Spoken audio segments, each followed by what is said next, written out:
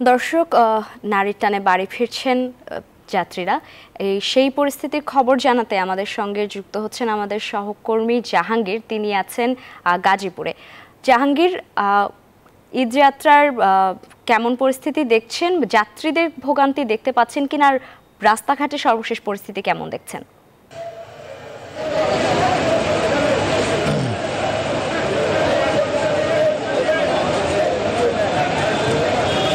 লাইবা সকল বিপত্তি ছাপিয়ে গড়মুখ মানুষ নারীর টানে বাড়ি ফিরছে স্বজনদের সাথে একসাথে ঈদ করবে বলে।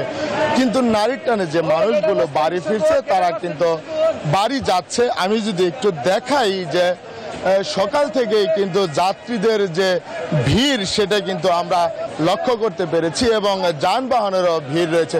তবে যাত্রীদের চাপ বাড়ার সাথে সাথে যানবাহনের চাপও বেড়েছে, সেই সাথে ধীরগতিতে চলছে যানবাহন। তবে আজ সকাল থেকেই কিন্তু আমরা যাত্রীর অনেক চাপ দেখেছি এবং যানবাহনেরও চাপ দেখেছি। তবে নারীর টানে সাধারণ মানুষ বাড়ি ফিরছে, তাদের সাথে আমাদের কথা হয়েছে। তারা যেমনটি বলছিলেন যে ভাড়া অতিরিক্তর কারণেই কিন্তু তারা অনেক সময় যানবাহনে উঠতে তাদের কষ্ট হচ্ছে এবং ঘন্টার পর ঘন্টা কিন্তু তাদেরকে বসে থাকতে হচ্ছে। এবং পুলিশ বলছে যে যে কোনো জায়গায় যদি এই ধরনের কোনো ভাড়ার বেশি অভিযোগ পাওয়া যায় তাহলে আইনশৃঙ্খলা বাহিনী প্রয়োজনীয় ব্যবস্থা নেবে। তবে এই ছিল গাজীপুর থেকে ঈদ যাত্রার সর্বশেষ তথ্য। লাইবা।